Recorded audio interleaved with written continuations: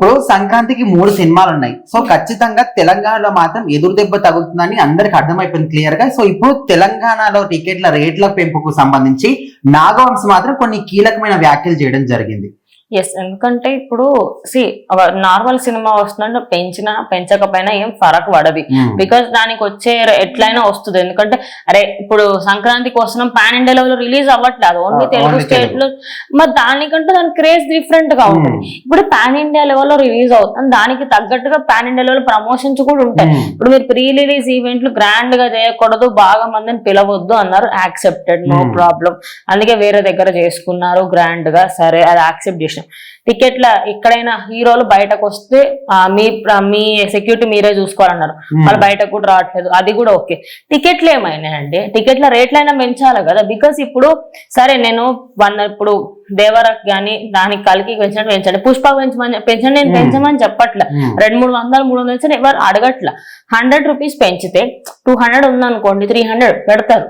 ఎందుకంటే కలికి ఎంతమంది చూడలేరు, దేవర్ ఎంతమంది చూడలేరు, చూసారు కదా. ఎందుకు అరే టికెట్ల రేట్లు నార్మల్ గానే ఉన్నాయి, మహా అంటే 100 రూపాయలు పెంచారు, అప్పుడు చూడడానికి ఇంట్రెస్ట్ వస్తుంది.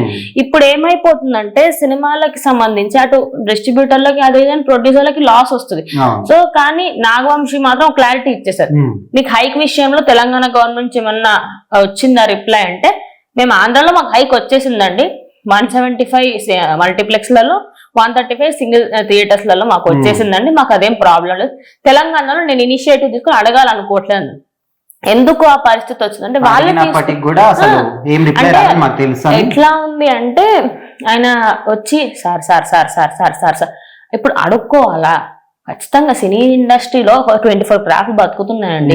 అంతెందుకు పచ్చిగా చెప్పాలంటే ఇప్పుడు జనాలు చూసేది కూడా సినిమా ఇండస్ట్రీ గురించి, పాలిటిక్స్ గురించి అంతే.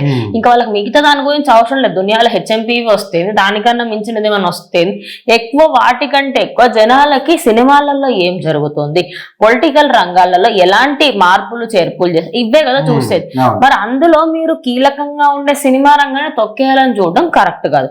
And first of all Daaku Maharaj పక్కన పెడితే గేమ్ చేంజర్ కి ఇంకా రేపు లిటరల్లీ రాత్రి 1 గంటల నుంచి స్టార్ట్ అవ్వాలి benefit shows, in case start చేయాలనుకుంటే. సో బెనిఫిట్ షోస్ లేవు అంటే రేపు మనం టికెట్స్ బుక్ చేసుకుంటేనే కదా నేను ఎల్లుండి సినిమాకి వెళ్ళేది. అసలు మీరు టికెట్స్ ఓపెన్ చేయకపోతే ఎప్పుడు కొంటారు? అండ్ మళ్ళీ ఇప్పుడు మనకు ఖచ్చితంగా ఫస్ట్ డే అనేది కీలకంగా ఉంటది. దాన్ని మేము ఫస్ట్ డే ఇప్పుడు 100 crores చూపించాలన్నా మెగా ఫ్యాన్స్ కానీ లేకపోతే ఓల్ రామ్ చరణ్ ఫ్యాన్స్ ఒక్కరే గానీ చూయించుకోవాలంటే ఏమని చూయించుకుంటారు? మీరు టికెట్లే ఓపెన్ చేస్తలేరు. ఇప్పుడు ఆంధ్రాలో టికెట్స్ ఓపెన్ చేస్తారు, సగానికి సగం ఫుల్ అయిపోతున్నాయి. అంటే ఇప్పుడు ఇక్కడ ఉన్న అక్కడికి వెళ్ళి చూడాలా?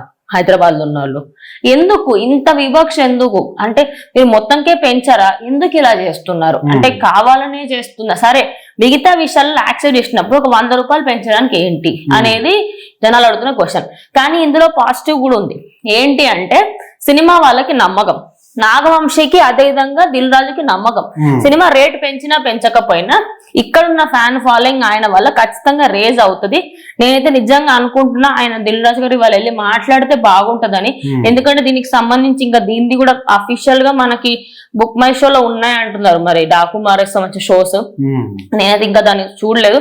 నేను గేమ్ చేంజర్ చూసాను, నాకైతే ఏం రాలేదు.